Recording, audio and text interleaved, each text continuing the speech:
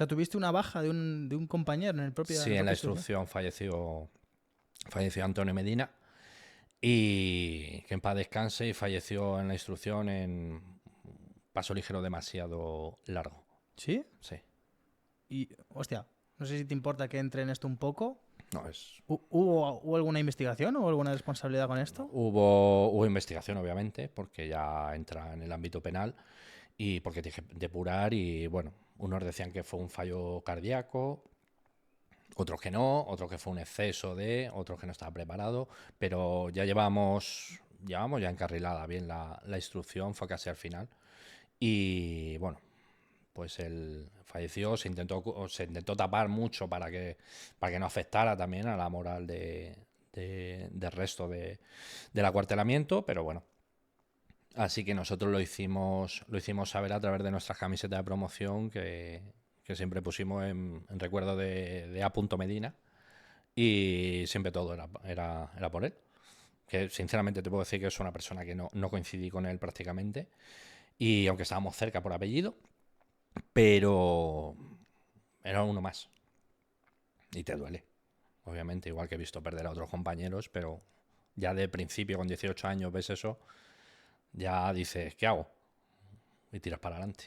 O sea, tío, porque yo me lo imagino con 18 añitos y ves eso y dices, me voy y nada.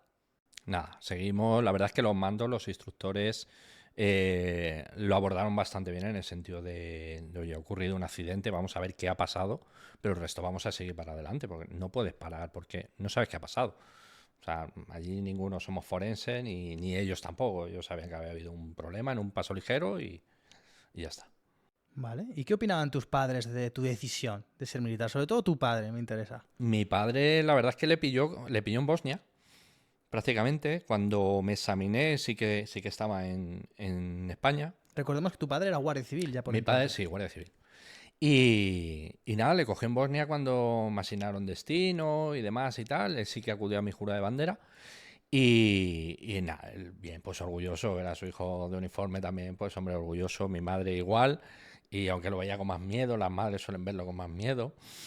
Y, y mi abuelo y mi abuela, pero sobre todo mi abuelo, era no cabía en sí de gozo. Y la verdad es que, bueno, pues lo recuerdo muy bien. Y ellos era como, vale, ¿y ahora qué? ¿Dónde vas?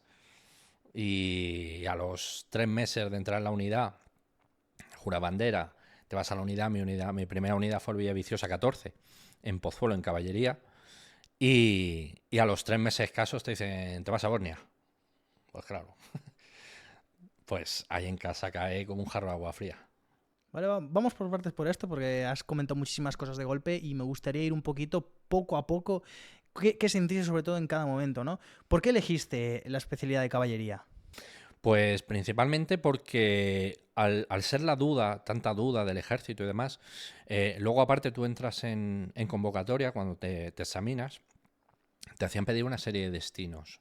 Y yo había muchos destinos que no los conocía. Cuando vas a la delegación de defensa, sí que te encuentras allí a compañeros que ellos pues te van diciendo, te van guiando sobre las unidades, te guían un poquito.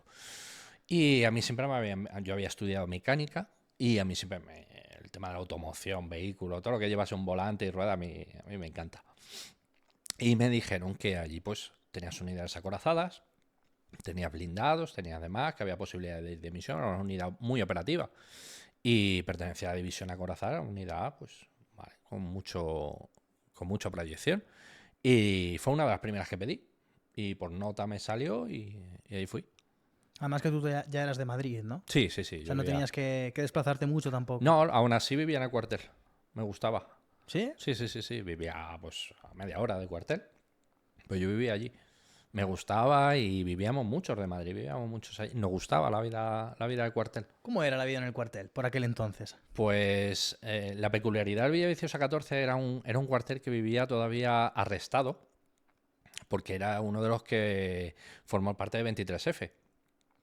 Tenía una especie de arresto simbólico de que era de los pocos de Madrid que tenía que salir a partir de las 5 de la tarde y estaba privado de usar boina dentro de la unidad, a no ser que fuese para un acto oficial, pero aún así ibas con gorra cuartelera. Y luego tenía otra peculiaridad que era los últimos reemplazos de la mili, allí era donde más había, y la vida cuartelera por la tarde era muy viva. La verdad es que estaba muy bien, era por la cantina, la vida de siempre, te ibas al gimnasio y convivir con gente que había hecho servicio militar y estaba terminando, pues aprendías de todo, porque había gente de todo tipo y te veían a ti que llegabas y claro, yo, 18 años y nada, llegas allí pues con tíos de 30 años, tío, te doblaban muchos y aprendían mucho. Y a mí me servía para aprender. Claro, yo llegaba luego un fin de semana y iba donde vivía, me iba con mis amigos de siempre y me los veía jóvenes para mí, porque ya estabas experimentando cosas mucho más adultas y te veías como, jolín, los veo muy chicos para mí. O sea, son cosas que aprendes allí. ¿Ellos notaron ese cambio en ti, de esa persona antes y después Sí, de entrar? yo era al principio muy retraído, muy callado, muy prudente. Yo era a mi casa, me iba al fútbol o poco más y ya está. O sea, que no era muy retraído. Y me cambió completamente. Me cambió. Mucho más hablador, más abierto, más humano. Mucho más humano. Esa parte de progreso obligatorio que tiene el ejército, Sí. que progresas o te come. Claro, ¿no? Por eso digo que es enriquecedor el servicio militar o ser profesional o pasar por esa fase, porque te avanzas mucho más. O sea, te haces más humano, ves las cosas de otra manera, valoras todo de manera diferente. Cuando ves allí que tienes muy pocos medios y que con pocos medios tienes que hacer cualquier cosa y que sabes que el que tienes al lado, aunque te caiga mal en la calle, aunque sea de otro equipo de fútbol o de otra, pero es tu compañero. Y vas a muerte y él contigo.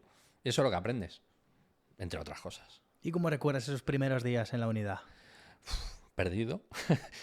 Perdido era venir de la marcialidad, imagínate la marcialidad de infantería en el CIMOV y llegas a caballería, que es totalmente diferente. Parece que no, pero es diferente. Es un cuerpo mucho más relajado, pero en otras cosas es muy táctico, es muy cuadriculado en algunas cosas. Y bueno, la verdad es que fue muy interesante porque aprendí muchísimo, porque tocas todos los palos, sobre todo en caballería. Tocas mecanizado, tocas morteros, tocas antimisiles, mm, plana mayor, o sea, transmisiones, tocas todo. Y sobre todo los vehículos y demás. Y bueno, la posibilidad de sacar de carnes como el F, que yo tengo el F, muchos lo tendrán y sabrán lo que sacas un F, que es un para blindados y vehículo de cadenas.